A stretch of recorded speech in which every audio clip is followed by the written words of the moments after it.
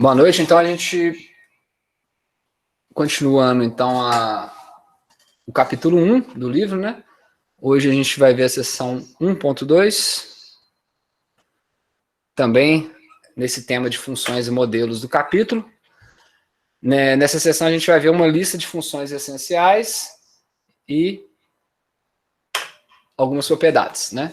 Então a ideia né, das funções, né, muitas vezes, né, ou um modelo matemático, né, ela vai ser para descrever algum fenômeno do mundo real, né, ou explicar algum fenômeno que é observado. Como, por exemplo, né, essa função pode explicar o tamanho de uma população, a demanda de um produto, a velocidade de um objeto caindo, a concentração de um produto em uma reação química, a expectativa de vida de uma pessoa nascer, etc. Então, esse modelo, a gente vai ver ao longo dessa sessão, ele pode ser um modelo baseado nos próprios dados, você faz os dados, vê como que é o comportamento dele e ajusta, ou você pode criar um modelo empírico também, através usando lei de escala, alguma coisa assim.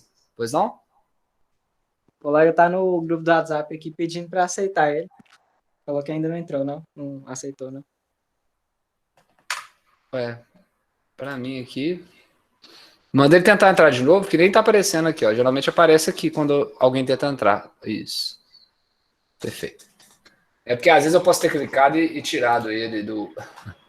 Aí, o professor, falaram também em relação a isso, disseram que dá para fazer um jeito da pessoa entrar na sala sem você precisar aceitar, entendeu? Ué, você sabe como aí? Pior que eu não sei, tipo, quem citou isso foi uma pessoa na aula de GAAL. Foi na aula de GAAL, foi na aula de sistemas digitais, falou que dá para fazer isso, entendeu? Tá, se vocês descobrirem, vocês me passam, porque eu tenho um celular aqui embaixo que fica com a câmera, né, para vocês me verem, que eu uso mais ou menos para isso, porque quando eu estou apresentando eu só vejo a minha tela.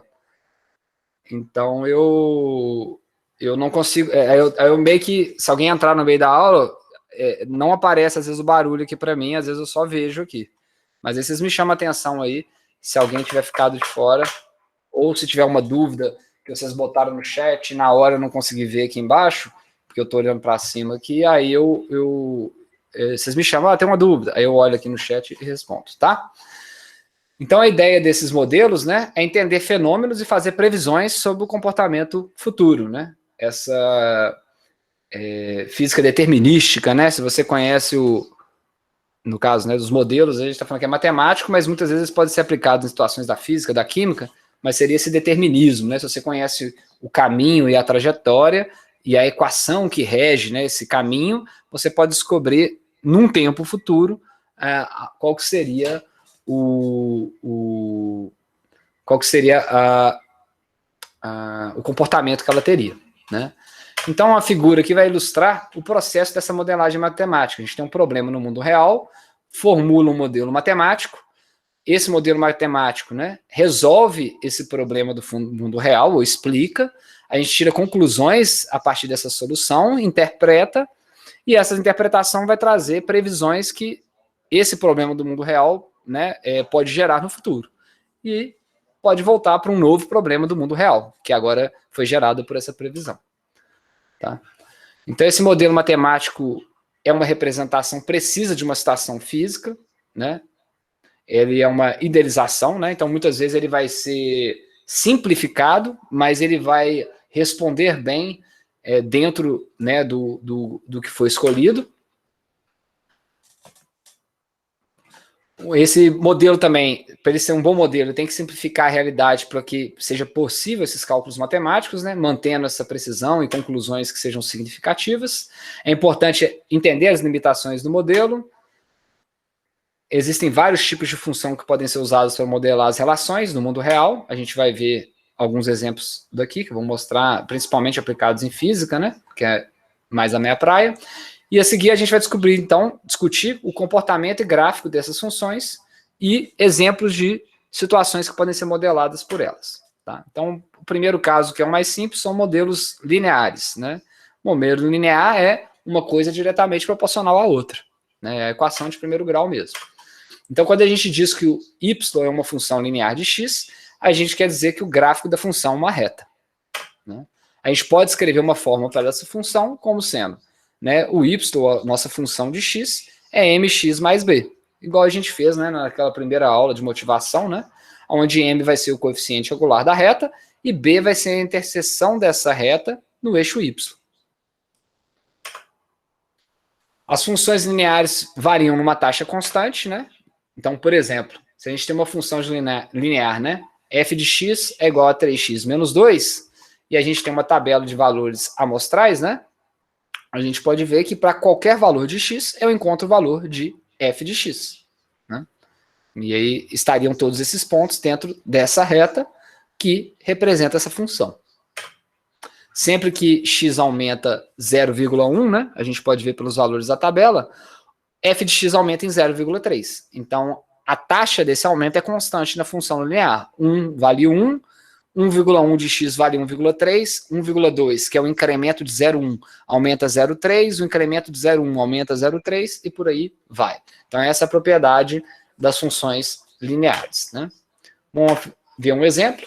À medida que um ar seco move-se para cima, ele se expande e esfria.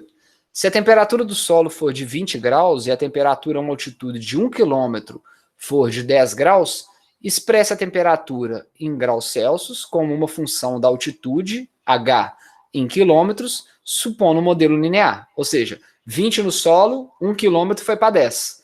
O quanto que ele teria que variar linearmente para chegar nisso numa equação? Então, a primeira ideia, né? A primeira ideia seria fazer essa equação, essa função modelo, e a segunda parte desse exemplo seria fazer uma função, um gráfico dessa função da parte A e interpretar o que significaria a inclinação. Então, é um exemplo clássico para uma equação de primeiro grau. E qual que seria a temperatura, depois de a gente fazer esse modelo, quando a gente está a 2,5 km de altura? Ou seja, a gente tem um problema físico, que é diminuição da temperatura com aumento da altitude. Temos só dois pontos desse modelo físico, né? No chão e a 1 km, mas a partir do momento que a gente fizer uma equação que a gente está supondo que seja linear essa relação, né? A gente pode prever como seria a temperatura numa altitude muito maior, de 2,5. Então entra um pouco naquilo que a gente viu daquelas caixinhas, né? Um problema, uma função, uma solução, uma interpretação e uma previsão a partir desse modelo. Então, supondo que a temperatura é uma função linear de H, então a gente pode escrever, né, que essa temperatura ela está variando com a altura, com um certo valor, né, que vai ser mh mais b. Temos dos dados, né, para a gente encontrar qual que é o valor de b e qual que é o valor de m, a gente vai usar as condições iniciais, né, condições de contorno iniciais, né. Então, vamos lá. A gente sabe que para temperatura, para altura igual a zero, a temperatura é 20 graus. Então, a gente vem cá no nosso modelo linear, substitui altura zero, né, e temperatura 20. Com isso, a gente descobre o valor de B, que é a temperatura na altura inicial. Então, B vale 20. Agora, a gente vai jogar a nossa segunda informação para descobrir o valor, né, do nosso coeficiente angular, M, que seria a taxa que diminui a temperatura com a altura. Já até soprei já a questão C, né? Então, para isso, a gente vai substituir a situação que a temperatura é 10 graus A, H igual a 1, sabendo que H está sendo dado em quilômetros. Ao substituir isso e sabendo o valor de B, a gente descobre a inclinação da reta é igual a menos 10, ou seja, a função linear procurada, né, a nossa função que representa a variação da temperatura com altitude é a temperatura igual a menos 10H mais 20. Ou seja, a cada quilômetro cai 10 graus. Né? É isso que a gente consegue ver por essa relação. Então, se a gente fosse montar um gráfico, né, esboçar um gráfico disso, então ela começou com a temperatura de 20 graus na altura zero, que é onde essa função, né, corta o eixo da temperatura quando H é igual a zero, e à medida que a gente vai aumentando a altitude, né, então em 1 quilômetro, que seria esse ponto daqui, que era o dado que a gente tem 10 graus, e à medida que aumenta a altitude, a temperatura em Celsius cai. Tá? Então, esse gráfico é o esboço, né, da nossa função, é o que foi pedido na letra B. E a inclinação, igual a gente comentou, vai ser a taxa que vai cair essa temperatura por altura. Então, como o eixo, né, nesse caso vertical, está em graus Celsius e o horizontal aqui, né, a altura está em quilômetros, a inclinação vai ser em graus por quilômetros. Então, a taxa de variação da temperatura em relação à altura é menos 10 graus por quilômetro. A uma altitude de 2,5 km, qual que seria a temperatura? A gente pega a equação do nosso modelo, substitui agora a altura de 2,5 e encontra qual que seria essa nova temperatura, menos 5 graus. Então, é só para mostrar um exemplo onde a gente tem 2 pontos, nesse caso, né? É lógico que os modelos podem ser baseados em visualizações do problema que tem mais do que 1 ou 2 pontos, mas com 2 pontos a gente já conseguiu modelar ele linearmente e prever qual que seria a temperatura numa altitude maior. Se não tiver uma lei física ou princípio que ajude a formular o modelo, né, a gente pode construir um modelo empírico, inteiramente baseado nos dados coletados. Então, nesse caso, ó, eu coloquei um exemplo aqui, né, a gente procura uma curva que ajuste aos dados e que ele capte essa tendência. Então, vamos supor, né, eu botei aqui como exemplo, esse aqui não tem no livro não, tá? É de física mesmo. Então, vamos supor que você tem um elemento resistivo, você não sabe se ele é um resistor, o que ele é, você pegou aquele elemento e você aplicou uma diferença de potencial nesse elemento. Ou seja, né, eu apliquei uma voltagem nos terminais dele. E aí eu consigo colocar, a minha fonte eu escolho a tensão, e eu consigo colocar um amperímetro em série, com esse elemento, que eu não sei se ele é um resistor, se ele é um memistor, se ele é um diodo, qual que seria esse elemento elétrico desse circuito. Aí eu consigo fazer, então, para cada conjunto que eu tenho de valores de tensão aplicada em volts, eu tenho um conjunto de corrente, né, que passou por esse resistor ou por esse elemento que é desconhecido e foi medido pelo meu amperímetro. Então eu tenho esse gráfico aqui, ó, eu fui lá, anotei os valores de tensão, anotei os valores de corrente, anotei os valores de tensão, anotei os valores de corrente. Vamos supor que eu não conheço a lei de Ohm. A lei de Ohm vai relacionar, né, que a tensão num elemento resistivo é diretamente proporcional à corrente que você coloca, ou vice-versa. É uma relação linear. Vamos supor que não havia sido descoberta ainda essa relação, né, que o Ohm fez lá no século XVIII, etc. Então, como é que eu vou fazer? Eu olhei para o gráfico. Ó, esse aqui é meu modelo. Esse aqui são os dados coletados. Quando eu olho para os dados coletados, qual que é a primeira coisa que passa na minha cabeça? Eu posso ajustar uma reta aqui. Então, ao ajustar uma reta nesses dados, você vai descobrir qual que é a inclinação dessa reta. Então, aqui só para mostrar, né? Foi ajustado uma equação de primeiro grau do tipo y igual a ax mais b. Nesse caso, B, que é onde intercepta esse eixo na tensão, né? Ele está praticamente em torno de zero, né? Que seria o valor real, né? Sem tensão não tem corrente. Mas a inclinação do gráfico me deu um valor de 20,8. Qual que é a interpretação dessa inclinação? Nesse caso, que a gente sabe, né, que um elemento resistivo, um ômico, né, V igual a RI na equação, então a gente sabe que V é a nossa tensão, I é a nossa corrente, então a inclinação aqui é a resistência elétrica do nosso elemento desconhecido, que nesse caso é um resistor que tem a resistência de 20,8 ohms. Então é um caso, né, que eu fingi que a gente não conhecesse a lei física ou o princípio. Se a gente conhecer, seria óbvio que a gente ia aplicar a equação de primeiro grau. Sim. Desculpa interromper. No caso, você estava colocando como dado de entrada a tensão, né? Ele não deveria ser no eixo X? Ele deveria ser no eixo? No eixo X ao invés do eixo Y? Tanto faz. Se você colocar ela aqui, ó, tensão por corrente, né? Imagina, o que é a minha inclinação? Delta V sobre delta I, né? V sobre I é resistência. Se aqui eu tivesse invertido e colocado corrente por tensão, eu ia ter 1 sobre a resistência. Não importa muito quem que você coloca em X e em Y, importa a interpretação do que é a inclinação. Então, em vez de ser a resistência, ela poderia ser a condutância, por exemplo. Outra propriedade física, que é o inverso da resistência. Ou 1 sobre a resistência, entendeu? Entendi. Se você tiver uma equação, isso aí fica mais que óbvio, porque se você tem uma equação que você vai fazer um modelo, se você colocou o y ou o x como sendo um termo ou outro da equação, na hora que você for isolar um lado da equação, todo lado que for multiplicando o lado do x vai virar o coeficiente angular. Se você inverter, você vai ter um coeficiente angular que vai ter os dados invertidos só. Mas os termos que estão ali dentro são os mesmos. Deu para entender? Deu? Valeu. Então não tem muito regra, se minha equação é igual a y é igual a x, que meu y tem que ser isso, meu x tem aquilo. Não. O seu coeficiente angular vai mudar a interpretação dele. Um outro exemplo aqui, ó. Vocês acham que é razoável ajustar uma reta nesses dados? Então aqui tem dados, né? Não importa de que seja, né?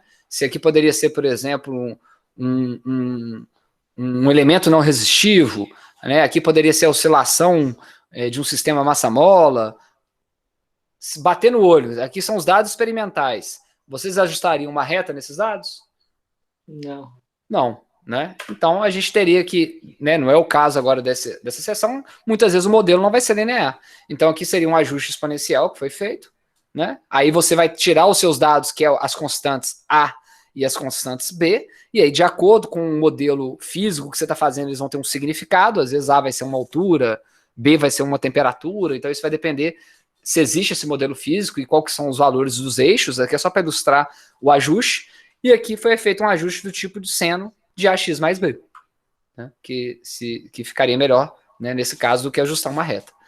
Né? Então, é só para mostrar que não necessariamente os ajustes são todos lineares. Então, vamos entrar agora em alguns tipos de função, começando com a função polinômio. A função P, né, que é denominada polinômio, ela é considerada um polinômio se ela for do tipo, né, P de x igual, aqui a forma matemática de eu escrever um polinômio genérico, né, então ele vai ter um último coeficiente dele, que é o enésimo coeficiente, ele vai ser um valor, né, que é um número constante, que pode ser qualquer um, de menos infinito a infinito, vezes o valor de x elevado a n, e aí a gente vai indo até chegar no polinômio de grau zero, que é o termo que não tem a dependência com x, tá? N, então, é um número inteiro e não negativo, e os números A0 até a n são coeficientes desse polinômio. E o domínio desse polinômio pode ser qualquer número entre mais infinito, menos e mais infinito nos reais. Desculpa aqui que ficou sem apresentação. Isso aqui acabou ficando julgado, depois eu conserto. Então, se o coeficiente dominante, né, nesse caso, né, a n for diferente de zero, então o grau do polinômio vai ser n. Vamos ver alguns exemplos, né? Por exemplo, essa função que eu escrevi aqui, 2x à sexta menos x à quarta mais 2/5 de x ao cubo mais raiz de 2, é um polinômio de grau 6. Por quê? Porque o maior, né, o a de n é diferente de zero, então o a de 6, de n igual a 6 é diferente de zero, e o grau do meu polinômio vai ser o maior número inteiro que eu estiver vendo, nesse caso, né, elevado no x. Então, como eu tenho um 6 aqui, ele é de grau 6. Se eu não tivesse ele e tivesse um 4, seria de grau 4. Um polinômio de grau 1 é a função linear na forma, né, p de x igual a mx mais b, a equação de uma reta. Um polinômio de grau 2 é a função quadrática, é a equação de uma parábola, né? Ficou até errado aqui. I é, né? Ficou solto aqui. E um polinômio de terceiro grau é chamado de função cúbica. Tá? Então, aqui está um exemplo de uma função cúbica. E é lógico, dependendo da função e do que você quer ajustar, você vai escolher um polinômio. Não pode cair num erro que é o seguinte: qualquer dado experimental é ajustável por um polinômio de muitos graus de liberdade. Então, assim, você pode ajustar um seno por um polinômio de sexto, sétimo grau. Não quer dizer que ele é a melhor função para representar o comportamento daquilo. Tá? Então, sempre tem que ficar... Porque muitas vezes ele ajusta, mas aí qual que vai ser o significado físico do termo que está na potência 6 ali do x? Às vezes não tem nem significado físico. Então, ajustar os dados, muitas vezes, também, se a função estiver muito fora do que é a realidade, não vai te trazer informações dessa previsão, que seria a ideia. Continuando, então, a gente vai ver como que seriam os gráficos dessas funções. Então, o gráfico de uma função quadrática é sempre uma parábola. E ela pode ser obtida por translações, né? Então, dependendo do valor de A, a gente tem que a parábola pode ser virada para cima, igual está aqui, né? Igual a gente já viu isso no segundo grau, né? E quando A é menor do que zero, a parábola está virada para baixo. Dependendo dos números que estiverem compondo essa função de segundo grau, né? Se ela tiver igual está aqui, y igual a x, ela vai ser centrada no eixo. Agora, se ela tiver qualquer outro termo, né, como esse x ou mais 1, isso vai gerar deslocamentos ou translações dessa parábola. Mas ela não deixa de ser uma parábola. Tá? Talvez ela perca aquelas simetrias que a gente viu, simetria par, né? Simetria ímpar. Ela não tenha nenhuma simetria. Mas ela não deixa de ser uma parábola. Então, isso aqui só provoca deslocamentos. Tá? Aqui seria exemplos de uma função cúbica. Então, o gráfico de uma função cúbica, por exemplo, essa daqui que está aqui, né? X ao cubo menos x mais 1. O gráfico de um polinômio de quarto grau. O gráfico de um polinômio de quinto grau. A gente vai vendo que vai aumentando bastante a complexidade, né, da função e, obviamente, que muda, né, os pontos de mínimo, pontos de máximo, às vezes você vai ter mais de um mínimo local e outros detalhes que a gente vai aprender a ler ao longo do curso. Um outro exemplo para a gente mostrar, né, a aplicação dessas funções: uma bola é solta a partir do posto de observação no topo de uma torre, de 450 metros acima do chão. Sua altura h acima do solo é registrada em intervalos de 1 segundo. Então, eu não tenho qualquer equação, mas eu tenho aqui que no tempo 0 ela estava no alto da torre, em 1 segundo ela desceu 5 metros, em 2 ela desceu 6 metros, e por aí vai. Né? Então, isso aqui foi medido, mensurado, não é ainda disso. Então, encontre um modelo para ajustar os dados e use-o para prever o tempo após o qual a bola atinge o chão. Então, a gente viu que em 9 segundos ela estaria ainda a 60 metros, né? Qual que seria o tempo final para ela chegar no chão? Então, na hora que a gente faz um diagrama que ele chama de dispersão, porque a gente está mostrando com pontos, né? Em vez de mostrar com linhas, a gente faz um diagrama desses dados da tabela, a gente percebe, obviamente, que o modelo linear não é apropriado, não é isso? Qual que seria o modelo mais apropriado? Né? A equação de uma parábola. A gente, visualmente aqui, né? Então, a gente pode tentar esse modelo quadrático e, ao ajustar, né, a gente encontraria uma função que seria desse tipo.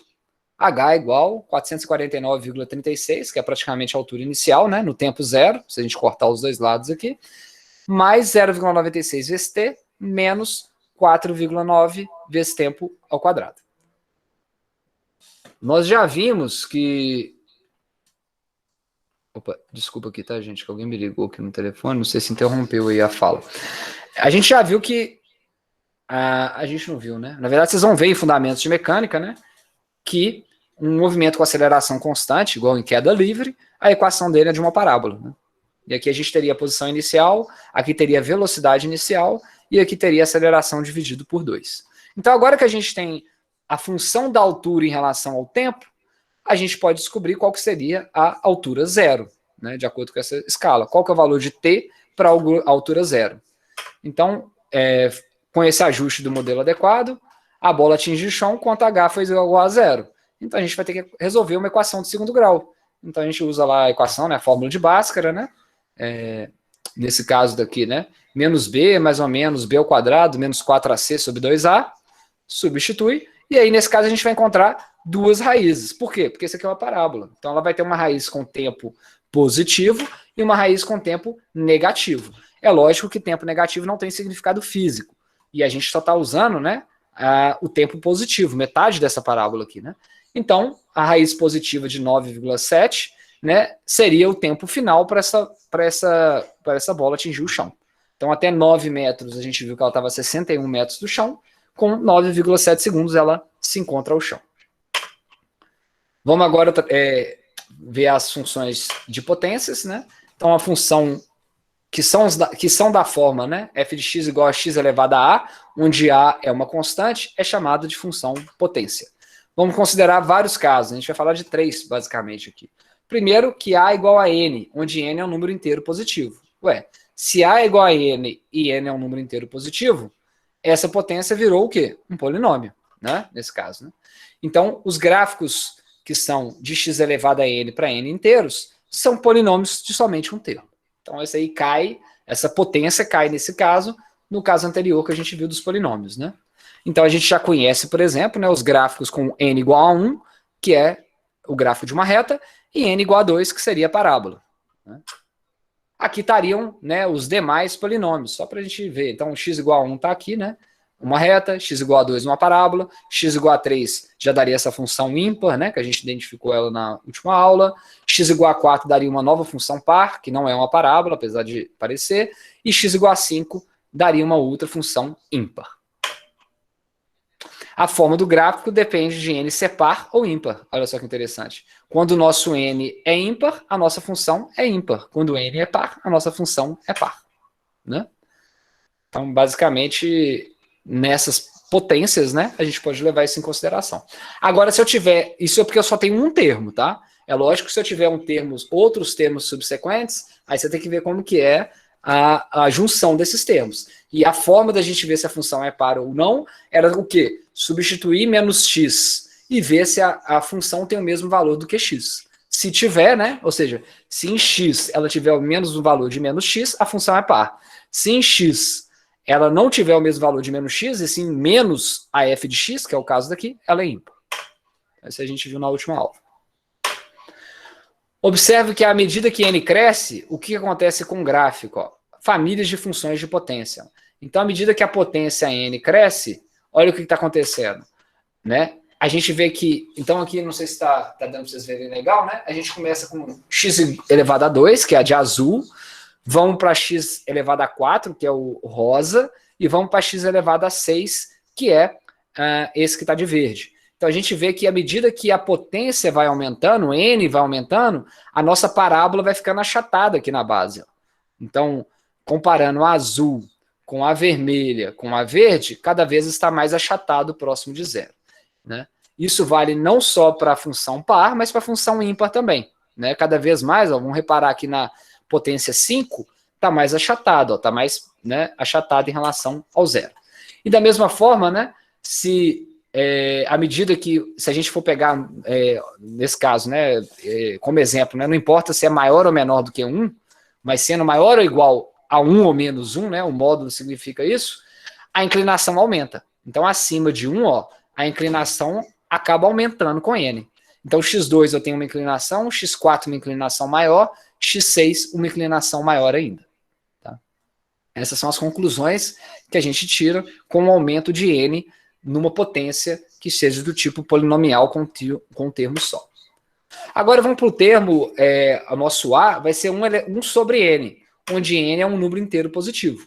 Então essa função vai ser uma raiz. Né? Então f de x é igual a 1 elevado a n, 1 elevado a n é raiz de n. É uma função raiz, onde n vai ser a ordem dessa raiz. Né? Então para n igual a 2, ela vai ser a raiz quadrada que a gente conhece. No caso, o domínio, né, ele vai ser... ficou bem ruim aqui, né, gente? Desculpa que na hora que eu preparei, não sei se andou aqui, andou um pouquinho aqui.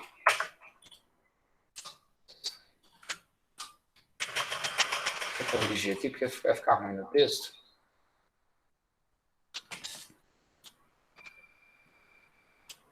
Pronto. Ficou ruim aqui ainda também. Não sei porque que ele desconfigurou, não.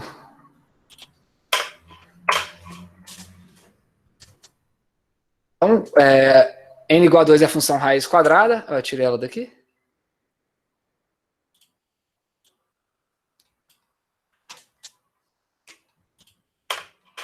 Ela está com uma apresentação. Então, a raiz quadrada, o domínio é de 0 a infinito, né? Então, eu posso colocar de 0 a infinito. Eu não posso colocar negativo, né? Que a raiz de um número negativo é um número imaginário. A gente está trabalhando aqui nos reais, né? Então, o x, né, o domínio que essa função existe vai ser de 0 a infinito. E, nesse caso, né, o gráfico vai ser a parte superior da nossa parábola, né? Só a parte de cima, né? Então, para essa função f de x igual a raiz de x, a gente teria essa parte da nossa parábola. Tá? E para ser uma função de x, a gente viu aquele teste lá atrás, né? Que se você passar uma linha vertical aqui, ela só pode cruzar, né, um ponto dessa função. Se ela cruzar 2, ela não é uma função de x. Nesse caso, ela é. Então, para valores pares de n, o gráfico vai ser sempre similar a esse. Tá? Ele vai alterar muito pouco. Para n igual a 3, a gente já entra na raiz cúbica, cujo domínio continua sendo os reais, agora pode ser negativo ou positivo, e o gráfico vai estar abaixo. O gráfico de y elevado a n para n ímpar é similar, né, para qualquer n ímpar maior do que 3, é similar ao elevado a 3. Então aqui está o gráfico da função raiz cúbica, né, e nesse caso ele permite qualquer número real, positivo ou negativo, né, porque a raiz ímpar, né, nesse caso daqui, né, o produto vai fazer ele existir sem ele precisar da parte imaginária. Agora, potências que a gente tenha menos 1 elevado, né? Nesse caso, o gráfico da função que vai chamar recíproca, né, vai ser 1 sobre x. Né? No caso, para a igual a menos 1. A equação é y igual a 1 sobre x, ou xy igual a 1, vai ser uma hipérbole com eixos coordenados com suas assíntotas, né? Então, y igual a x, vai ter essa hipérbole para x positivo e essa hipérbole para o x negativo. É a chamada, né, função recíproca, tá? Essa é a cara dela.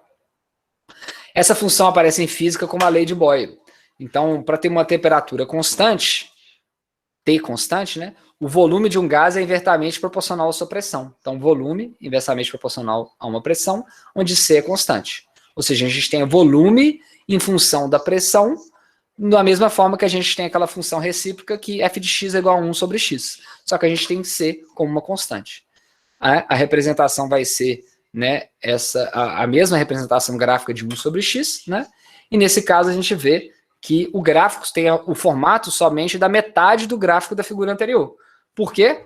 Porque a nossa pressão é sempre positiva. Então, em relação a esse gráfico daqui, a gente não tem significado físico pressão negativa. Tá? Vamos para as funções racionais. A função racional é a razão de dois polinômios. Alguma dúvida? Tem gente que não está seguindo o slide, não. É porque parece que ele saiu rapidinho e voltou. Alguma coisa, tem gente que não está seguindo, não. Eu acho que é porque tem que fixar a apresentação. O que aconteceu é que às vezes eu saí quando apertei ESC, aí ele sai do modo apresentação, né? Mas eu acho que não foi nem isso, não. Foi algum pau? Eu acho que foi para a própria pessoa que não estava fixada a apresentação. Sua tela ainda está visível para retomar a apresentação. Pode ser que na hora que eu sair, ou então deu algum problema na internet aqui, ele pode ter parado, agora voltou, né? Isso. Então tá. Vocês me avisem aí, tá? Se sumir para vocês. Realmente sumiu na tela do celular aqui, mas eu não reparei. Opa. Então a gente está nas funções racionais. A função racional vai ser a razão de dois polinômios. Então a nossa função é um polinômio P dividido por polinômio Q, onde pode ser de qualquer grau. O domínio, né, vai consistir em todos os valores de x, tal que o polinômio de baixo dessa razão não seja zero, porque se for zero, ela vai divergir, né, ela vai para o infinito. Um exemplo simples dessa função racional é a função f de x igual a 1 sobre x, que é a recíproca, que a gente acabou de ver, onde esse polinômio é de grau 0, vale 1, e o polinômio de base é de grau 1, vale x. Então, o domínio é qualquer valor com x diferente de 0. E aí a função, o gráfico que representa essa função seria o gráfico da função recíproca. Um outro exemplo da função, de uma função racional seria a função desses dois polinômios. Ela já apresenta agora um domínio onde x tem que ser diferente de mais ou menos 2. Por quê? Porque ele não pode ter zero aqui no denominador. Então, se a gente olhar, né, essa condição está te falando é isso. Se eu colocar mais ou menos 2 para x, eu vou ter um valor de zero aqui, o que é proibido pela própria definição das funções racionais. E nesse caso, né, como que ficaria o gráfico da nossa função? Ficaria dessa forma. Tá? A representação gráfica, né? Aonde próximo de 2, igual a gente está vendo, ó, as funções tendem a ir para infinito. Tá vendo? Então, nunca chega no valor de 2, onde elas explodem, né? Vamos indo para funções algébricas. As funções chamadas algébricas, elas podem ser construídas por operações, adição, subtração, multiplicação, divisão, extração de raízes, a partir de polinômios. Toda função racional é automaticamente uma função algébrica, porque a gente está dividindo. Então, a função racional é um subcaso das funções algébricas. A seguir, alguns exemplos. Raiz de x2 mais 1. Aqui está, por exemplo, aplicando a divisão, com a soma de uma outra função. Então, ambos seriam funções algébricas.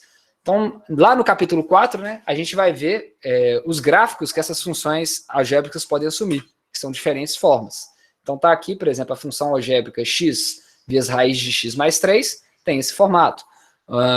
Raiz à quarta, né, de grau 4 de x ao quadrado menos 25, teria esse formato. A raiz de x elevado a 2/3 vezes x menos 2 elevado ao quadrado, teria esse formato. Ainda na aula de hoje, e na última sessão que a gente vai ver, que é a sessão 1.4, eu quero mostrar para vocês uma calculadora gráfica, que é gratuita, né, que é o GeoGebra, e como que vocês podem, né, rapidamente plotar qualquer função que você quiser lá, colocar qualquer constante dentro dessa função e ver como que é o comportamento. É lógico que ao longo que a gente for andando no curso, vocês podem aumentando o nível de uso desse programa, que ele resolve equações, ele fita, ele acha mínimos, ele acha máximos, você pode programar nele. Óbvio que vão ter outros programas para isso, mas como é um programa gratuito, eu vou tentar começar a introduzir isso com vocês na última sessão da aula de hoje. Um exemplo de uma função algébrica, né? Na teoria da relatividade, a massa de uma partícula com uma velocidade vale como? A massa zero, né, inicial, sobre a raiz de 1 menos velocidade ao quadrado menos c ao quadrado. Nas velocidades baixas, né, a velocidade da luz, que é 3 vezes 10 a 8 metros por segundo, torna esse termo igual a zero, e aí a massa fica sendo a massa em baixas velocidades, que é a massa real. Em altas velocidades, né, quando esse termo daqui vai ficando mais próximo de 1, a massa vai ganhando muito valor. Isso seria aquela inércia, né? Um corpo, a sua massa aumentaria muito quanto mais próximo da velocidade da luz ele estaria. Então, a m0 é a massa da partícula em repouso, 3 vezes 10 a 8 metros por segundo a velocidade da luz no vácuo. Vamos entrar para as funções trigonométricas. Tem uma revisão, tá? Eu deixei aqui de trigonometria e nessas funções no apêndice D. É o seno, é o cosseno, coisas que vocês viram lá no segundo grau. Aqui a gente não vai revisar da mesma forma. Quem tiver alguma dúvida no que não for visto aqui, pode me perguntar ou ir lá no apêndice D e revisar isso. Então, praticamente, né, os gráficos das funções seno e cosseno são representações de funções trigonométricas. Então, aqui a gente tem a representação da função seno, a representação da função cosseno. No caso, x, né, está variando em radianos, né, e f de x está mostrando a altura dele. Se eu não tenho nenhum termo multiplicando à frente, o máximo que uma função seno ou cosseno pode assumir é 1. Então, aqui a altura dele está em 1. E ele vai ter, obviamente, toda função vai ter uma periodicidade, né? E daqui a pouco a gente vai comentar sobre ela. Mas a periodicidade do seno ou do cosseno é 2π, né? Então, ó, em 0 e 2π, a função volta a ser equivalente. Em 0, em 2π, ela volta a ser equivalente. E aí ela se repete. Convencendo-se sempre usar radianos nesses valores, tá? Para a função seno ou cosseno, o domínio é menos infinito a infinito, né? Em radianos pode assumir qualquer valor. A imagem vai ser um intervalo fechado de menos 1 a 1, porque são os valores máximos que ele alcança, né? A função. Então, dessa forma, para todos os valores de x, né? Tanto o seno sobre o cosseno vai variar entre menos 1 e 1. Em termos de valores absolutos, né, o módulo de seno do seno de x é menor ou igual a 1, o módulo de cosseno de x é menor ou igual a 1. É a equivalência, né, a mesma forma do que está representado em cima, só que em módulo. Os zeros da função seno ocorrem em múltiplos inteiros de π. Então, o seno de x é igual a zero quando a gente tem x igual a nπ, e n é qualquer valor inteiro. As funções seno e cosseno são periódicas com períodos de 2π, então a gente pode escrever que para todos os valores de x, seno de x mais 2π é igual a seno de x, cosseno de x mais 2π é igual a cosseno de x. Isso aqui vocês vão utilizar, é utilizado, na verdade, né, em ondulatória, para você mostrar que a função é periódica, né? É uma forma de você provar isso. Você acrescenta 2π e descobre a própria função. A função tangente, ela já é o seno sobre o cosseno, é a razão das funções trigonométricas, né? E aí a forma da equação da tangente, né, das curvas da tangente, seriam essas que estão representadas à direita. Então ela não está definida quando o cosseno de x é igual a zero. Por quê? Porque ela vai explodir, ela vai para o infinito. Então, quando o cosseno é igual a zero, seria essas situações, né? Quando que o cosseno é zero, gente? Em zero não, em 90 graus, não é isso? Em 270, né? Não, 0, 90, 90 mais 180, 270. Então, em múltiplos, né? Nesses múltiplos que ela está explodindo aqui, ó. Então, em 90 ou menos 90, ó, π sobre 2 ou menos π sobre 2, a função está indo para infinito. Em 3π sobre 2, que é 270, ou menos 270, ela está indo para infinito. Tá? Então, quando o x é múltiplos de π sobre 2, múltiplos de π sobre 2, né? Múltiplos inteiros, nesse caso, múltiplos ímpares, né? De π sobre 2, a função não é definida. A imagem continua sendo de menos infinito a infinito, sendo limitada a ter que ser diferente nesses pontos. Vamos observar que a função tangente vai ter período π. Então, ela não tem um período 2π, ela tem um período π, para todo valor de x. As três funções trigonométricas remanescentes é a cossecante, a secante e a cotangente, mas elas são recíprocas das funções seno, cosseno e tangente. Ou seja, 1 sobre seno é a cossecante, 1 sobre cosseno é a secante, e 1 sobre tangente é a cotangente. Né? Recíproca, nesse caso, é a inversa. Por isso que a gente chamou 1 sobre x como uma função recíproca, porque ela é 1 sobre x e não x. tá? Então a gente não vai entrar em detalhes nessas três, mas vocês conhecem do segundo grau elas, né?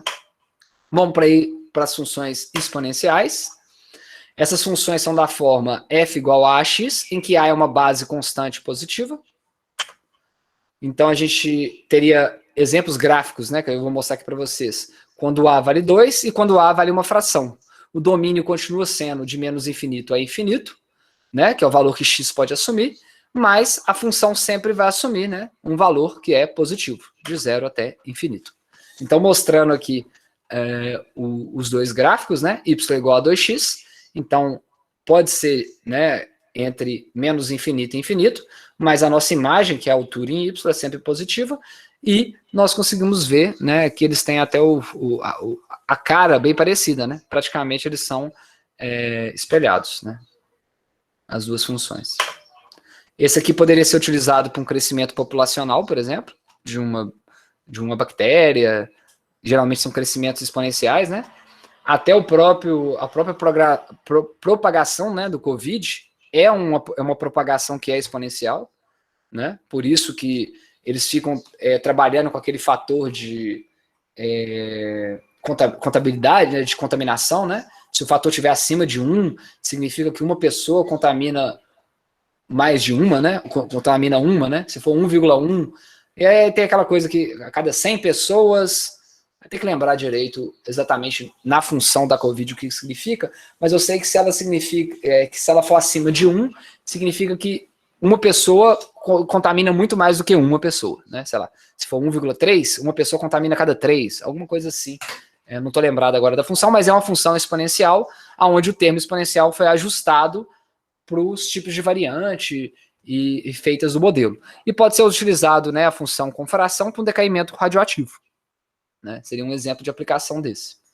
Até no caso do Covid, muita gente não acredita, mas os modelos eles são muito bons, né, apesar das limitações que se tem, né, porque você vai ter variáveis que são temperatura, variáveis que é o uso de máscara ou não, que são difíceis de você colocar dentro do modelo, mas como tem muitos dados para serem ajustados, né, que foram coletados, não aqui no Brasil, né, porque aqui foi tudo avacalhado, né, essa coleta, nem o próprio governo, né, está contabilizando os casos, quem está contabilizando são os veículos de informação, né, jornalística, que estão pegando os dados dos ministérios, né, das secretarias de saúde e fazendo esse papel para o governo, né, mas fora do país, onde é bem contabilizado, com testes, você tem muito resultado coletado para você ajustar o seu modelo ao que já aconteceu e perceber o que pode acontecer dependendo das variáveis que você pode controlar, né?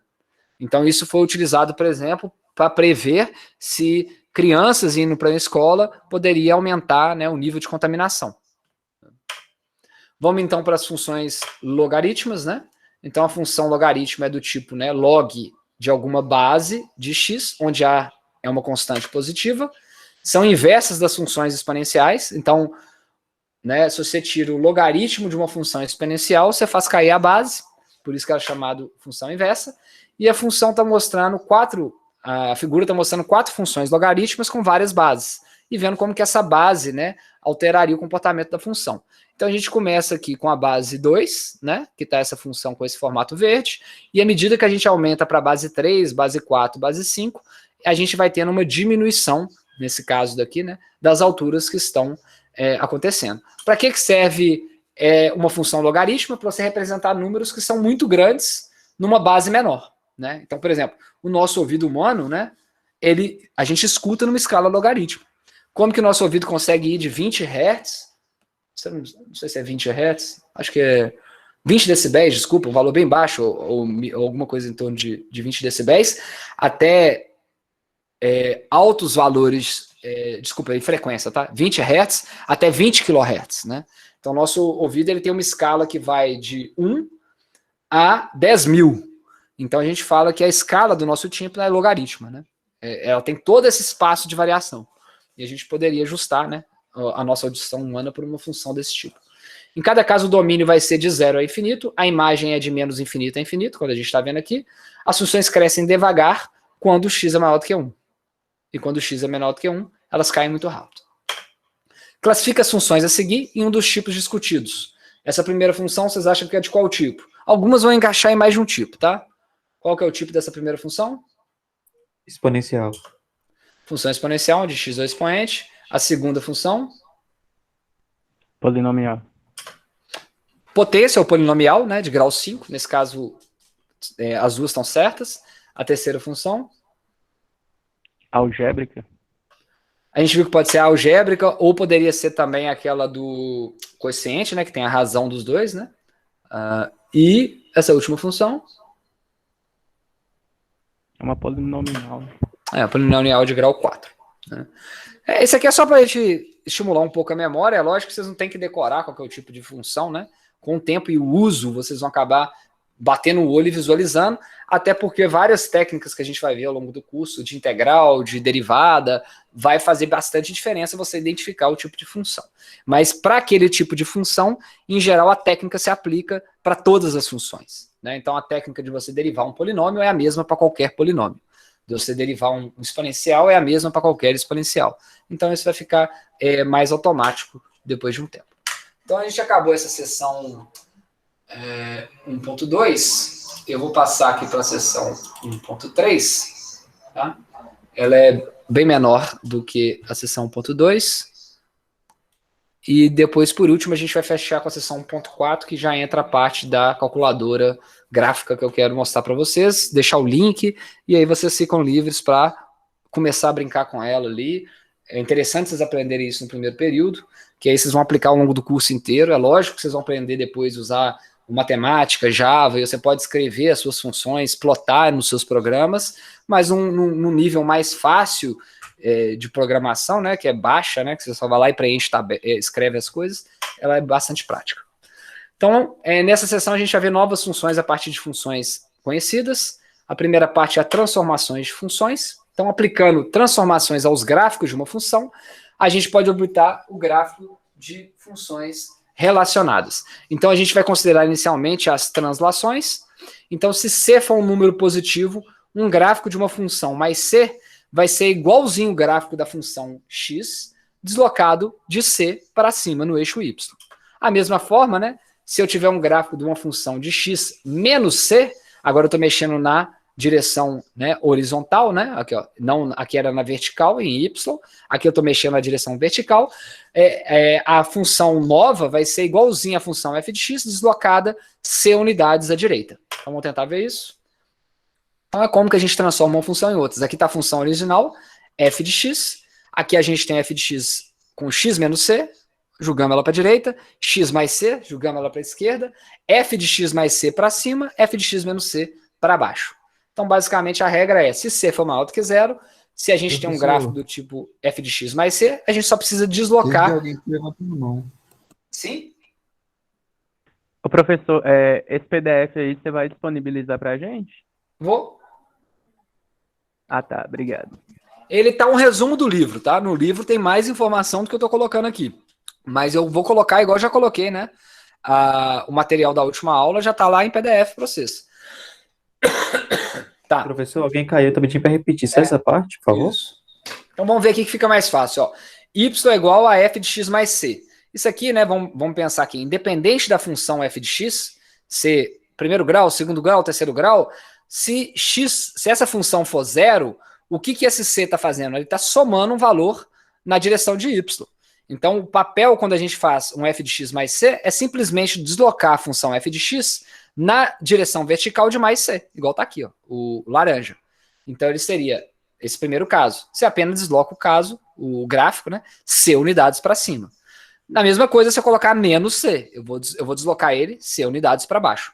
Agora, se o meu c não está fora da minha função, nesse caso ele está fora da função representando o y, mas dentro da função somando ou subtraindo com x. Então, ele vai deslocar a função em x e não em y. Então, se eu colocar mais c dentro dessa minha função, ela vai deslocar para a esquerda, e se eu colocar menos c, ela vai deslocar c unidades para a direita.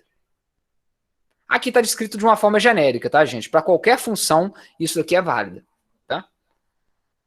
Deu para entender? Sim, sim. Mas quando eu for mostrar a calculadora gráfica para vocês, a gente pode brincar um pouco de trocar esses termos e vocês verem isso para uma função qualquer. A gente escolhe uma função de primeiro ou segundo grau, né? E mostra isso. Mas o livro gosta de mostrar as coisas gerais, né? Agora a gente vai considerar transformações de expansão e reflexão. Então, se C for maior do que 1, o gráfico de uma função multiplicada por C vai ser o gráfico da mesma função expandido de um fator C na direção vertical. Lógico que faz sentido, né? Se eu multipliquei por um fator 2, a minha altura agora vai ser o dobro. Então, se eu tinha uma função y igual a cosseno de x, se agora eu tenho y igual a 2 cosseno de x, a minha direção vertical é o dobro. Em vez de ser 1, e de menos 1 a mais 1 na função cosseno, ela vai de menos 2 a 2. Ou seja, cada coordenada em y é multiplicado pelo número c. No caso de eu colocar, né, o gráfico como sendo y igual a menos f de x, ele é o gráfico de f de x refletido em torno de x, pois o x e y é substituído por x menos y, devido a esse valor. Então vamos ver graficamente os dois, né? Resumindo, se eu tenho o produto, igual a gente está vendo aqui, ó, então aqui a minha função original é essa, y igual a f de x, aqui está de preto. Se eu multiplico por um número c maior do que 1, eu vou ter um aumento de altura que vai ser aumentado de c vezes, porque todos os números que eu tinha da minha função foram multiplicados por c. Se agora eu tenho 1 sobre c, ele vai ser, todos os números da minha função vai ser dividido por c. Agora, se eu coloco a minha função como sendo y, como sendo menos x, né, eu estou invertendo, né, na direção y, ou seja, eu estou espelhando ela. Então, a gente fala que ela está refletindo em direção ao eixo x. Então, nesse caso, ao colocar menos na frente, né, os valores de x para números positivos continua tendo a mesma forma a função, mas ela é refletida para baixo. E se eu coloco menos dentro do x, eu estou refletindo ela ao longo do eixo y. Então, seriam expansões, contrações e reflexões no eixo y, né, espelhada no eixo y, espelhada no eixo x. Isso vale para qualquer função. Alguns exemplos, né? Dado o gráfico da raiz de x, né, y igual a raiz de x, use alguma transformação para obter os demais gráficos. Então, a gente conhece y igual a raiz de x, é metade de uma parábola. Como que fica se eu subtrair 2 fora, ou seja, y igual a menos 2? Como que fica se eu botar o menos 2 dentro do x? Como se fica se eu botar um menos do lado de fora? Como se fica se eu multiplicar por 2 do lado de fora? E quanto que fica se eu colocar menos dentro da minha raiz? Vamos ver caso a caso. O gráfico principal, que é da raiz quadrada, está aqui, né? O que a gente já conhece. No primeiro caso, que a gente vai colocar menos 2, o que vocês acham que vai acontecer com esse gráfico? Quando eu faço raiz de x menos 2. O que eu estou fazendo em relação ao eixo y? Estou subindo ou estou descendo? Tá diminuindo o valor de y. Exatamente. Então, todos os valores que eu tenho de x, ó, vão ser o mesmo. Só que vão ser subtraídos de 2. Então, até o x igual a 0 que está aqui, em vez de estar em 0, ele vai estar em qual valor? Vai estar em menos 2. Então, esse gráfico é o mesmo gráfico anterior, deslocado de 2 para baixo. Beleza? Deslocamos 2 unidades para baixo. Então, essa é a ideia de aplicar aquelas transformações, tá? No segundo caso, y é igual a raiz de x menos 2. Agora o meu 2 aqui, ó, está entrando dentro da minha função. Como que ele vai alterar ela agora? Antes ela estava alterando em y, não é isso? Agora ela está entrando dentro dos valores de x. O que ela vai fazer com os valores agora? O que vai alterar na função? O que vocês acham?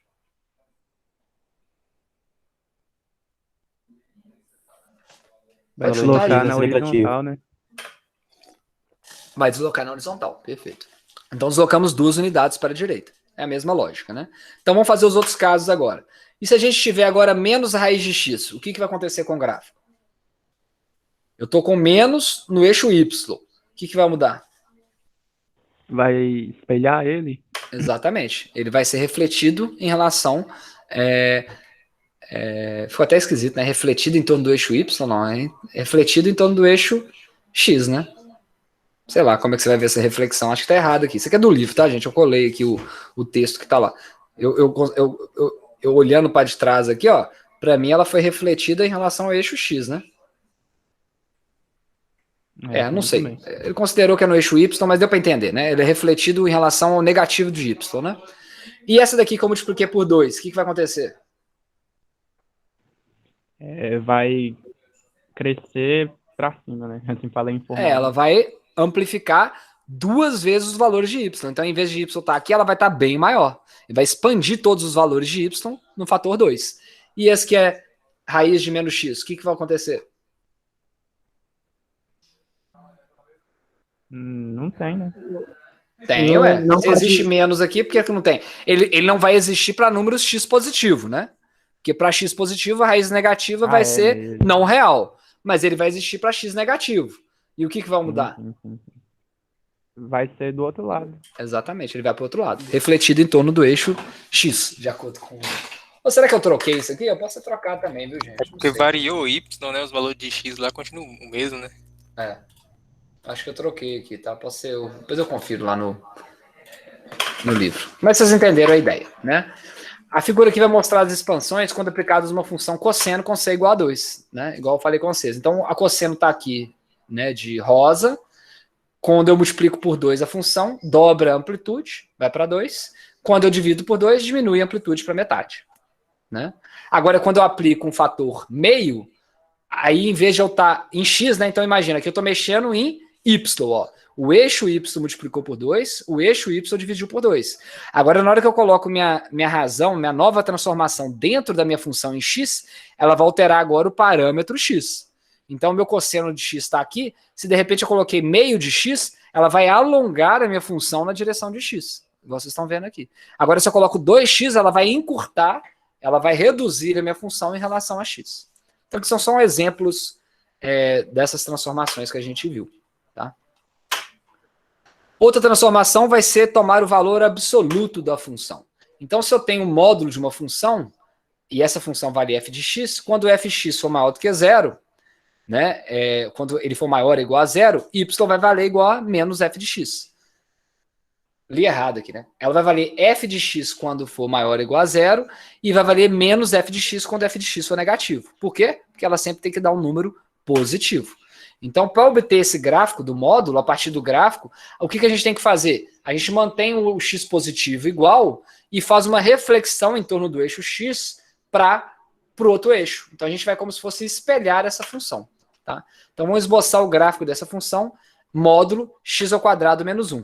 Então, se a gente fosse pegar a função real, como que ela é? Ela é desse jeito, não é isso? A nossa função, ó, é uma equação de segundo grau, né? Igual está aqui, y igual a x² menos 1, é uma parábola. E agora, e se eu tirei um módulo?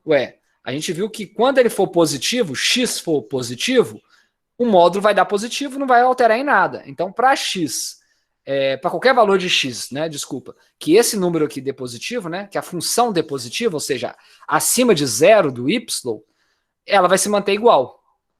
Abaixo de 0 de y, ou seja, para quando y fosse assumir valores negativos, ela não vai ter o mesmo valor, porque ela vai ter que ser positiva.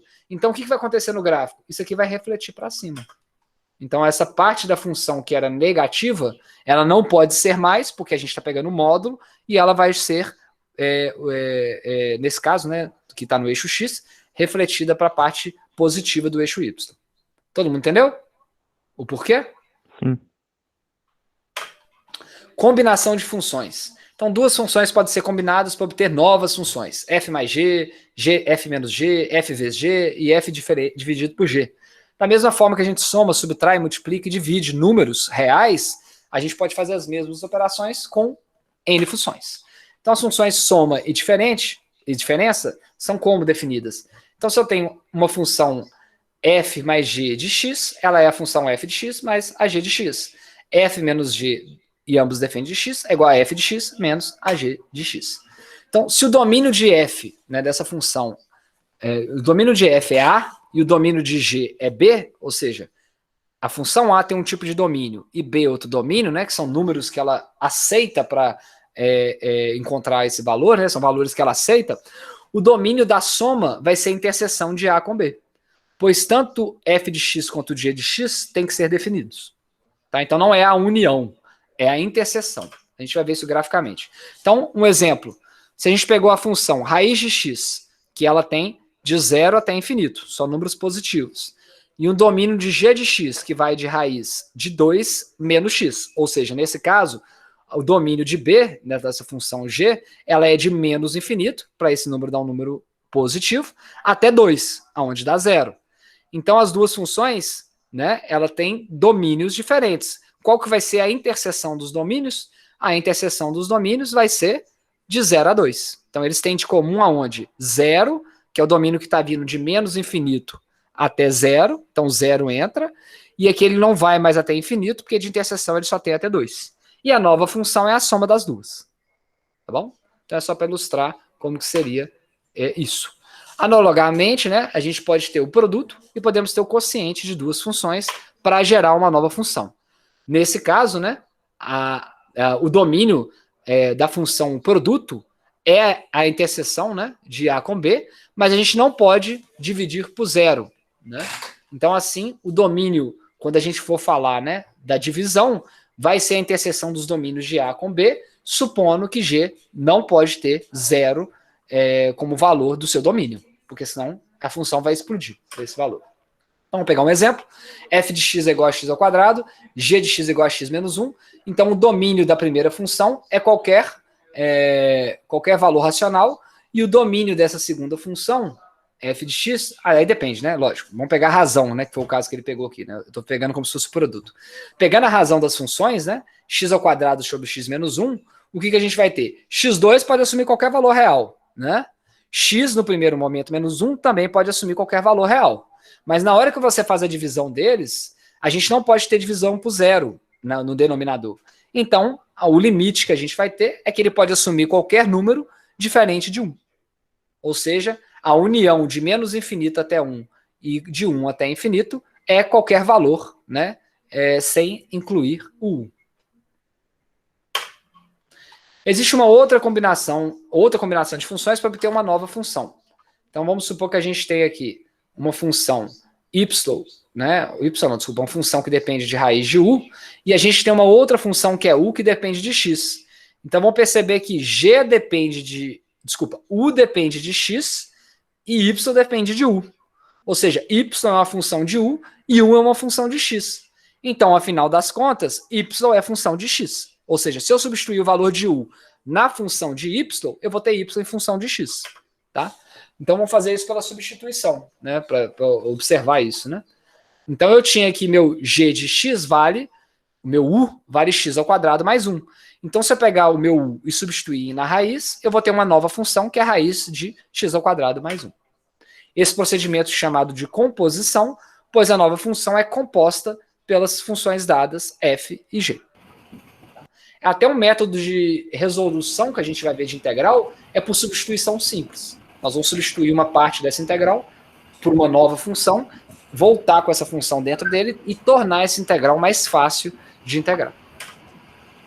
Em geral, quaisquer funções f e g começam com o número x no domínio de g e encontra sua imagem g de x. Esse número g de x, se tiver no domínio de f, pode ser usado para calcular f de g de x agora, né?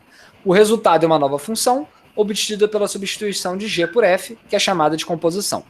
Então, a forma de escrever essa função composta é denominado matematicamente como sendo f círculozinho g.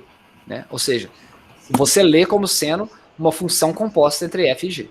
Então, duas funções f e g geram uma função composta, também chamada de composição de f com g, é definida dessa forma.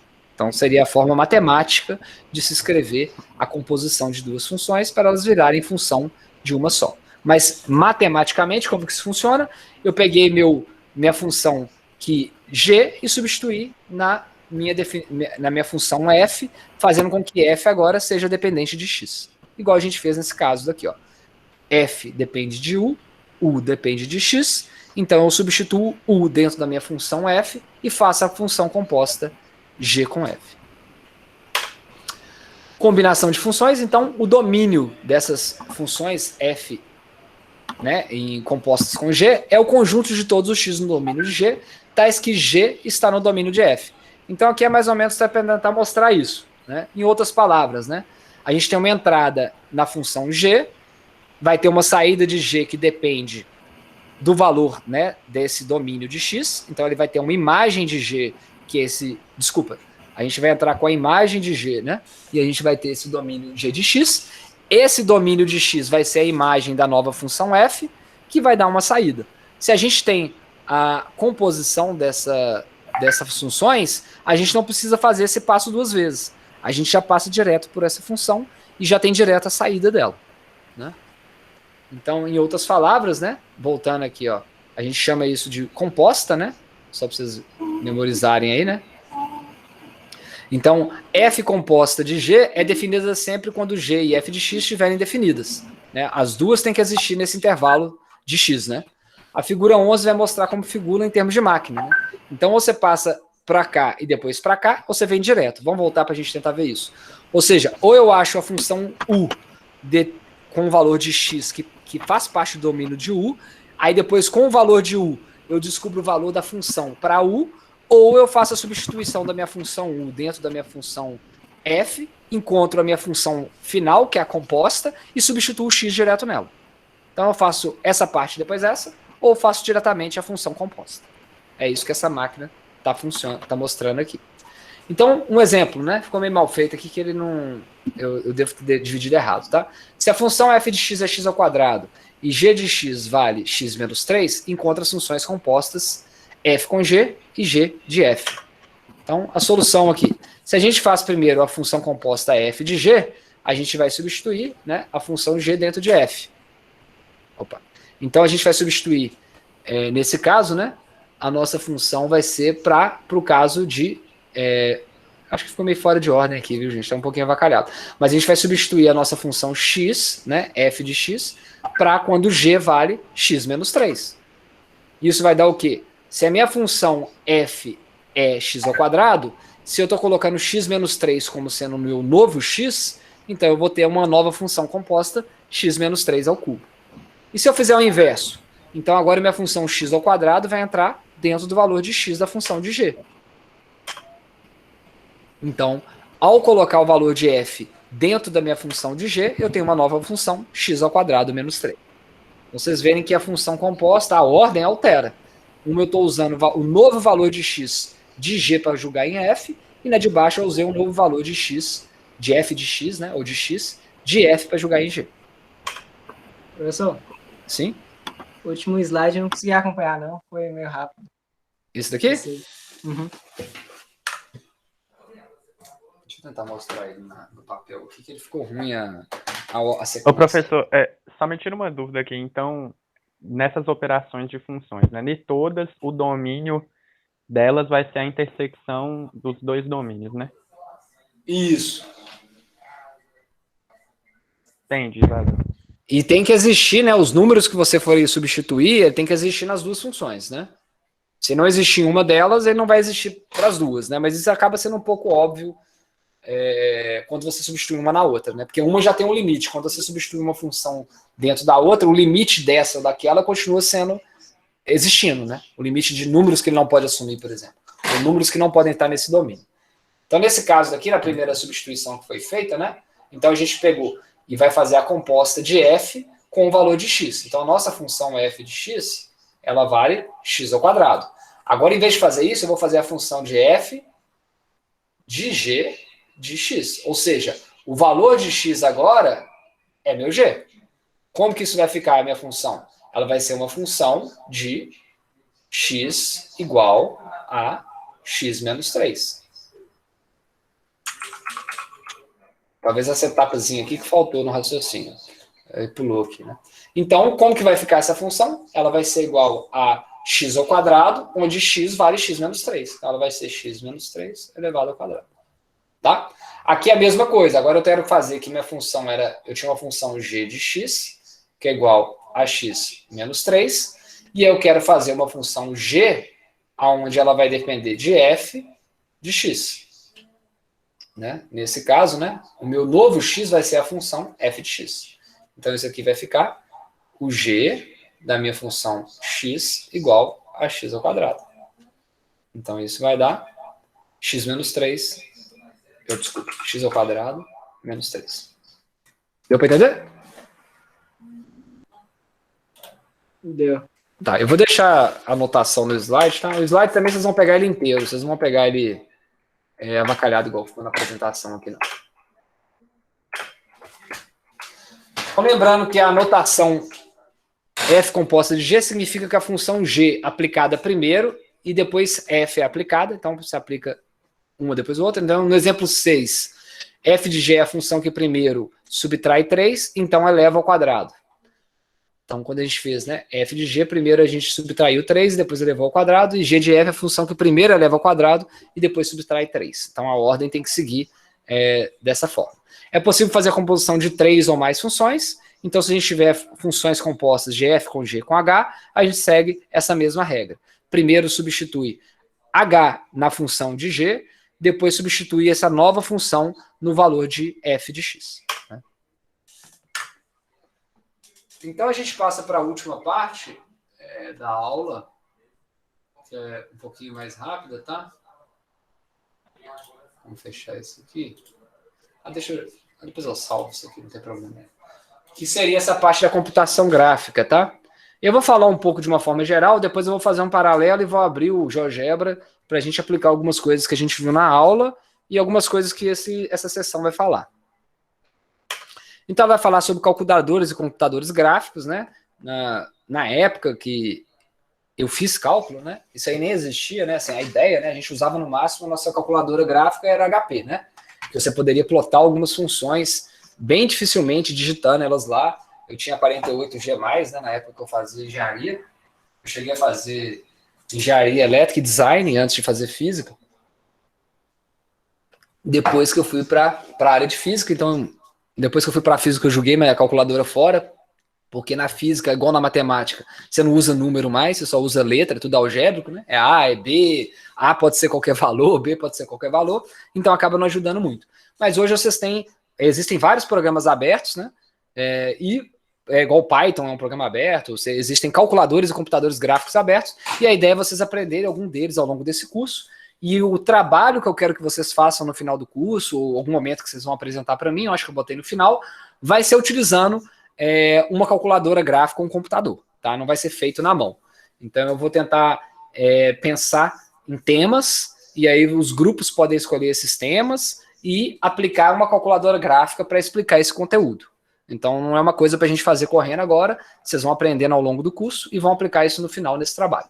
Então, as calculadoras gráficas e computadores fazem gráficos precisos das funções, né?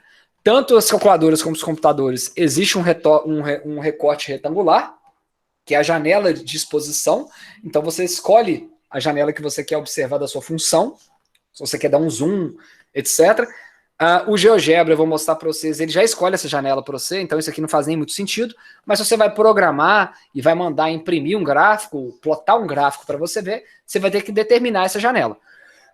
Quais são os limites de x e y, por exemplo, né?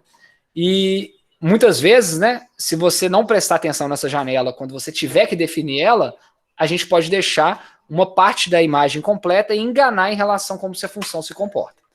Então a ideia seria, né, escolher um x de mínimo igual a A até um máximo até a B, y de mínimo C até um máximo até y igual a D. Então a gente teria uma janela de AB por CD, que a gente pode escrever dessa forma, né, a nossa janela. Então x e y é qualquer valor que pertence entre os valores de A e B, C e D, mas na verdade isso tudo é para fazer uma janela retangular, que é onde a sua função vai existir somente aqui dentro. Então essa máquina, né, vai fazer o gráfico da função da mesma forma que você faria, ela vai planejar os pontos, né, na certa quantidade de valores igualmente espaçados, né, a máquina geralmente pré-seleciona espaçamentos iguais, e se um valor de x não for domínio dessa função, ela vai para o próximo valor de x e pula ela. Tá? Depois ela vai conectar esses pontos que ela escolheu por linhas e vai formar o gráfico para vocês. Então, para cada uma das janelas retangulares, faça o gráfico de f de x, x ao cubo mais 3. Eu vou mostrar essa primeira aqui com os slides, e aí depois a gente passa para a calculadora gráfica, que é melhor do que ficar só vendo slide. Então a gente vai representar essa função nessas janelas. Então, primeiro colocando então a função é uma equação de segundo grau, né, uma parábola, e como que ficaria nessas janelas essa função? A gente vai enxergar, não vai enxergar? É bom, é ruim? É para aplicar isso. Então, de menos 2 a mais 2, o gráfico resultante vai ser uma janela em branco, ou seja, a função não está passando por aqui, essa função. Se a gente já faz agora essa função indo de 3, então, nesse caso ele vai discutir a função, né?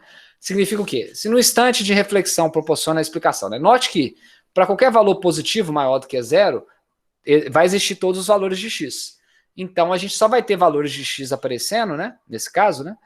Assim, com valores maiores ou iguais a 3 para todos os valores de x. Então, y, né?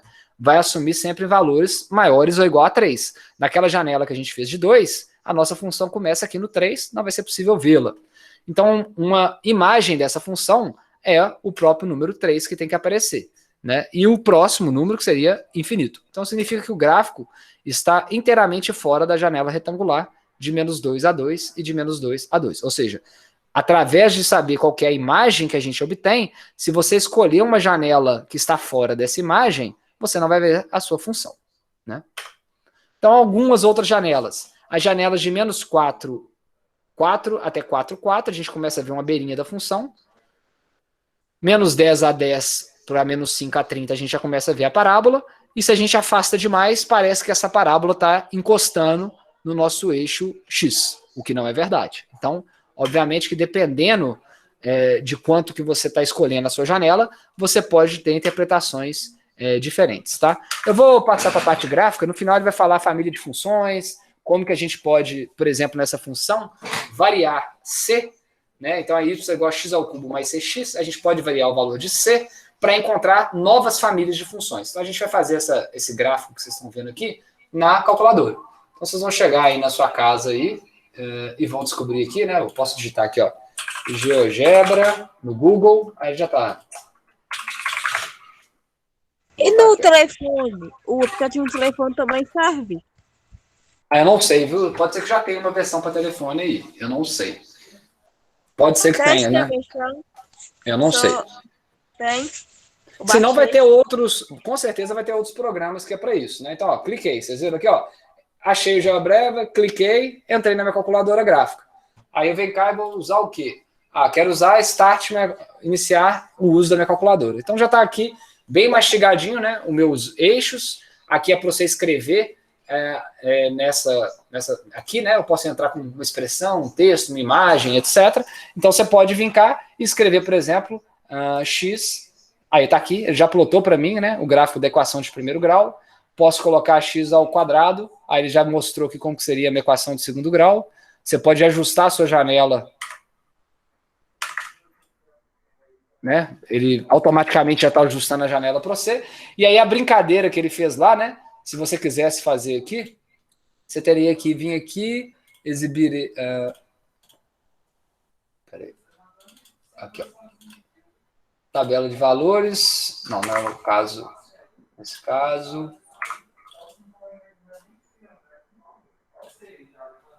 Ajustar a malha, exibir a malha, configurações. Teria que vir em configurações aqui, ó, e essa brincadeira que ele fez da janela, né, que a gente observou lá, vocês teriam que vir aqui e mudar a janela. Então, se eu vim cá, no caso era x ao cubo, x ao quadrado mais 3, né, a função, né?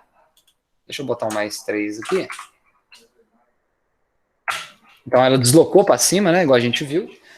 Aí, se eu vim cá e colocar a janela que ele queria, eu vou colocar aqui, ó, menos 2 a 2 para x. Ó, eu ainda consigo ver minha função, mas na hora que eu colocar o y de 2, menos 2, a 2, eu estou cortando minha função em 2, ó. Sumiu a minha função. Tá? Então, não faz muito sentido isso no GeoGebra, porque ele sempre vai tentar ajustar a função para você, tá? De uma forma mais fácil. Então, eu posso clicar aqui. Cadê? Ô, professor, o que seria essa janela que você está mexendo mesmo? Essa janela seria... dependendo do programa, você vai... Quando você for mandar plotar um gráfico, você vai determinar a janela que você quer que mostre. A janela quais são as variações dos valores de x e y. Então, se eu selecionar uma janela que vai de mais 2 a menos 2, aqui, ó, e de menos 2 a mais 2, eu estou nesse quadradinho aqui, ó. É uma janela fora da minha função. Tá bom? Entendi. Vamos para esse exemplo daqui que o livro faz, para ficar mais fácil. Y é igual a x ao cubo mais cx, tá? No GeoGebra, se você quiser definir alguma constante antes, o legal é você determinar ela aqui. Então, eu criei uma função c, por exemplo, posso colocar aqui que ela vale igual a 2, mas automaticamente Não é C de x, não. Eu quero só a constante. C igual a 2. Aí eu posso vir aqui para minha entrada. Ah, ele não gostou disso, não. Vou escrever a equação que seria x ao cubo mais cx, né? X ao cubo mais cx.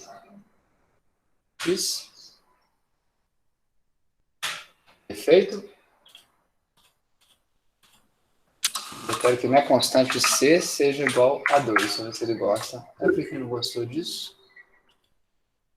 Eu não uso muito GeoGebra, não, mas eu tinha feito isso aqui de uma forma fácil antes. Então, deixa eu escrever a função antes. Vai ter uma ordem que ele gosta mais aqui, tá, gente? De colocar x ao cubo mais... era mais C, né? Vamos voltar aqui. X ao cubo mais cx. Então, vamos colocar x ao cubo mais c vezes x. Beleza? Vamos colocar com a entrada que meu c vale igual a 2. Ótimo. Só que ele não gosta, pelo que eu vi, quando a gente faz assim, ó, ele não varia porque eu criei o c antes. Eu não sei porque ele não criou a constante antes. Então aqui eu vou voltar e vou criar minha função x ao cubo mais x ao cubo mais c vezes x.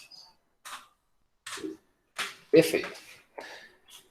Agora ele gostou, tá? Agora se eu alterar aqui minha função, ó, ele está variando entre menos 5 a 5, eu posso mudar esse intervalo, tá? Então eu estou deixando as duas funções. A primeira função, que é f de x igual a cx, x ao cubo, né? Mais x, né? Que era a função original, é a que está de azul. E de vermelho eu criei uma nova função, x ao cubo mais cx, onde eu posso brincar com o valor do x, do c. Tá vendo? O c pode variar de menos 5 até mais 5. Se eu quiser alterar aqui a janela, configurações, em algum lugar aqui, ó, nome, definição, controle deslizante, vocês dão uma funçada aqui, ó, incremento, ó, de menos 5 até 5. Posso colocar aqui o valor que eu quiser. Então vamos colocar em paralelo aqui, só para vocês... Ó, em paralelo não, né? Senão vocês vão enxergar. Vamos só visualizar aqui, né, primeiro no slide, para vocês verem que vocês não precisam só ficar vendo no gráfico, né? Então ele está mostrando como que vale a função para c igual a 2, c igual a 1, c igual a 0, né? C igual a menos 1 e c igual a menos 2. Estão vendo como é que altera, né, a forma da função? Então, em vez de ficar vendo visualmente, vocês podem vir aqui na calculadora, criar as duas funções, a função raiz, que eu estou deixando aqui de exemplo, que seria azul, e a função em vermelho, onde eu posso variar o valor de x, né? Então, eu posso vir aqui desde o x igual a 1, onde elas seriam idênticas, né? Como eu posso ir aumentando para mais 2 e ver a diferença dela. Ó, quando o x vai aumentando, ela tende a ficar, né, mais fechadinha para esse lado. E quando eu voltar aqui, ó, ele tende a fazer aquela curva que a gente viu anteriormente. Da mesma forma, a gente pode usar para estudar aqui, tá, gente? Nessa computadora gráfica. Vamos apagar tudo aqui de novo. Aquela ideia que a gente viu de translação de funções. Então, eu posso vir cá, né, escrever, por exemplo, né, raiz, deu duas raízes aqui, né, de x mais c. Então, aqui, ó, eu posso brincar, igual a gente viu, né, em vários slides, eu posso brincar com o meu c e ver o que acontece quando eu aumento de c a minha raiz de x. Aí a gente viu que isso faz deslocar a nossa função em x. Estou deslocando para o negativo, deslocando para o positivo. Tá vendo? Aquele comportamento que a gente observou. Aqui aí você consegue ver graficamente. Em vez disso eu quero mudar minha função. Eu quero que o c fique do lado de fora.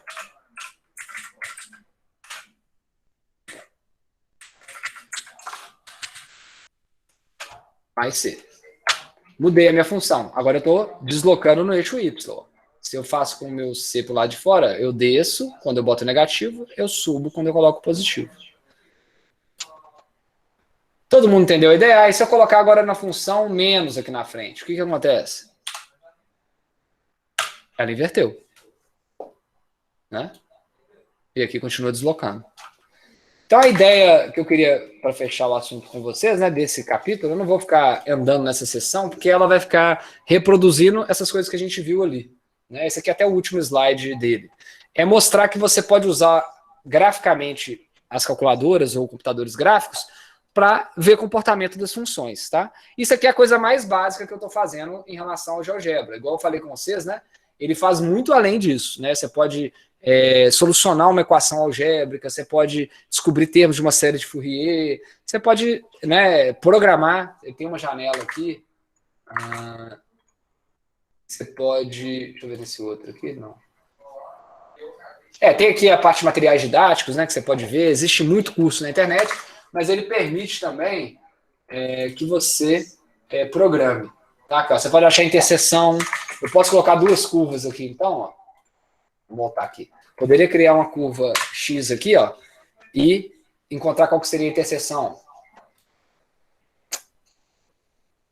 Tá, teria que marcar eles antes aqui. É engraçado que da última vez que eu fiz, tem que marcar as funções, né? Essa. Vamos ver se ele mostra.